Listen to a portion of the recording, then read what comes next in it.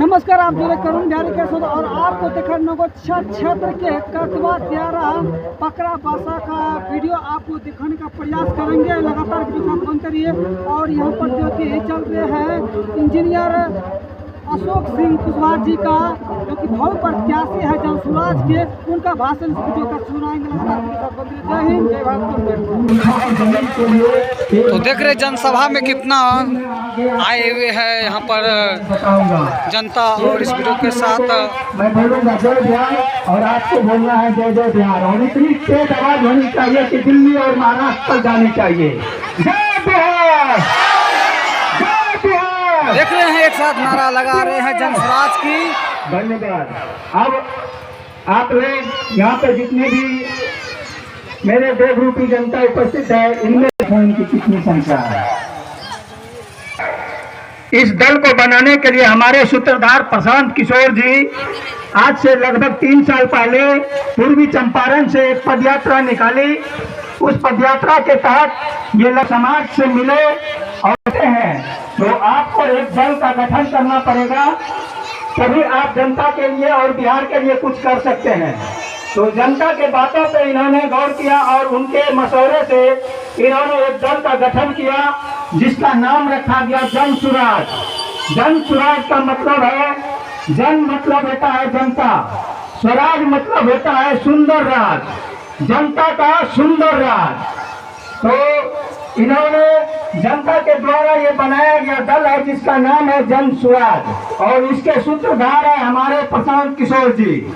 प्रशांत किशोर जी का जो है, इनका परिचय छोटा सा अगर आप जान लीजिएगा तो ये चुनावी रणनीतिकार हैं।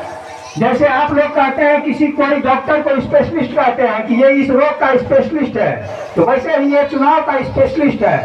इन्होंने अपने जीवन काल में 11 मुख्यमंत्री बनाए हैं। हर हर मोदी, घर घर मोदी, इन्हीं का दिया हुआ नारा था। उसके बाद इन्होंने 2014 ईस्वी में नीतीश कुमार जी को कंधा लगाया, तो नीतीश कुमार जी बिहार के मुख्यमंत्री बने। इन्होंने जिनका हाथ पकड़ा है वो राजा बनके राज किया है। तो इन्होंने बोला कि इस बार हम जो है बिहार की जनता का हाथ पकड़े हैं और बिहार के जनता को राजा के गद्दी पे बैठाएंगे और उनको राज कराएंगे। क्योंकि आज तक हमारे बिहार 1200 परिवार के लोग राजनीति में हैं, जो कि हमारे ऊपर शासन चला रहे हैं। तो इन परिवारवाद राजनीति को हटाना है, जात और पात से ऊपर उठ के सोचना है, और राजनीति जो ये परिवारवाद की चल रही है हमारे बिहार में, इस राजनीति को खत्म करना है। नेता का बेटा नेता नहीं बनेगा इतना उम्र में कि कोई ऐसा दल का नेता जो कि आपको आके कहा हो, नहीं बोला है। क्यों नहीं बोलता है नेता? इसलिए नहीं बोलता है कि अगर गरीब का बच्चा पढ़ लिख लेगा तो वो नेता लोग से सवाल करेगा और नेता का नहीं चलेगा। कि कोई भी नेता विधायक जात पात से उठ के ऊपर उठ के ये नहीं सोचना है। अगर आप जात पात से सोचिएगा, आज हमको बताइए कि कौन सा ऐसा आदमी है जो कि अगर अपने जात के यहाँ मजदूरी करने जाता है तो मजदूरी नहीं लेता है? बोलिए। अगर आप जात को मानते हैं तो अपने जात का मजदूरी फ्री में कीजिए। आप अपने जात को मानते हैं तो उसको दूध फ्री में दीजिए। क्यों नहीं देते हैं? तो जब उनको ऐसे नहीं देते तो वोट क्यों फ्री में देते हैं? वोट दीजिए जो आपके बच्चे का भविष्य बनाए, जो आपके बच्चे के लिए अच्छी शिक्षा की व्यवस्था करे, वोट उनको दीजिए, चाहे वो किसी भी दल का हो। ये नहीं कह रहा हूं मैं कि आप जनसुराज के कैंडिडेट अगर हमारे भावी प्रत्याशी अशोक सिंह जी है यहाँ से गोपालपुर विधानसभा से, हम ये नहीं कह रहे वोट आप इनको दीजिए। अगर इनसे बेहतर कोई कैंडिडेट है इस विधानसभा में, अगर वो इस विधानसभा के बच्चे की पढ़ने की व्यवस्था अच्छी कर सकता है, हमारे बच्चों को रोजगार दे सकता है, तो आप वोट उनको कीजिए। अगर अशोक जी उनको व्यवस्था दे सकता है, अगर ये शिक्षा की बात कर रहे हैं, अगर जनसुराज पार्टी शिक्षा की बात कर रही है, जनसुराज पार्टी अगर रोजगार की बात कर रही है, अगर जनसुराज पार्टी आपके किसानों के लिए बात कर रही है, तो आप जनसुराज को जिताइए। और ये जन स्वराज का 5 संकल्प है, सबने बताया होगा आपको। इसका 5 संकल्प में पहला संकल्प है कि युवाओं का पलायन रोकना। हमारे जो युवा जा रहे हैं दिल्ली पंजाब में 10-15 हज़ार के लिए, उनके लिए ऐसी व्यवस्था बनेगी 1 साल के अंदर में। जो भी हमारे 50 लाख युवा बिहार से बेरोजगारी के कारण जो बाहर दिल्ली पंजाब में ट्रेनों में भर के जा रहे हैं, साल भर के अंदर जो 50 लाख युवाओं को यहाँ रोजगार दिया जाएगा। और अगले छठ में अगर वो आएगा, इस नवंबर के बाद, नवंबर में चुनाव है, और छठ में जो भी युवा 10,000 के लिए दिल्ली पंजाब में खट रहे हैं, वो जब छठ में आए तो अपना बैग लेके आए, ताकि उसको दोबारा नहीं जाना पड़ेगा दिल्ली पंजाब 10,000 कमाने के लिए। और जन स्वराज की सरकार यहीं पे उनके पंचायत में, उनके प्रखंड में, उनके जिला में उनको 10 से 15 हज़ार का रोजगार देगा। ये नहीं कह रहा कि नौकरी देगी सरकार, 10,000 का स्वरोजगार देगा। दूसरी है कि महिलाओं को सस्ता ऋण। आज जितने भी महिला यहाँ पे हर एक गांव में मैं जाता हूँ तो हर एक गांव में 40% महिला जो है लोन ले रही है, चाहे किसी भी फाइनेंस कंपनी से ले, चाहे जीविका से ले। उनको जो है 12 से 14% से 25% तक लोन दिया जाता है।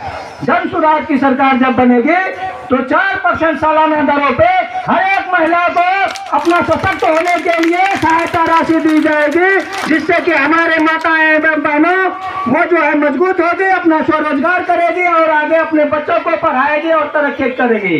और हमारे जितने भी बुजुर्ग हैं, हमारे पिता तुल्य माता तुल्य 60 साल से ऊपर उम्र वाले को जन स्वराज की सरकार बनते हैं अब अगले 3 महीनों में 2,000 रुपया वृद्धा पेंशन करेगी। और चौथा है इनका संकल्प, जितने भी हमारे बच्चे 1 साल से 15 साल के बच्चे हैं, जब तक सरकारी स्कूल की व्यवस्था नहीं बदलेगी तब तक के लिए आप अपने क्षेत्र के किसी भी इंग्लिश मीडियम स्कूल को चुन लीजिए, चाहे जितना भी बेहतर स्कूल हो, सरकार उनसे पढ़ाने के लिए सहायता राशि देगी जन स्वराज की सरकार बनने पे।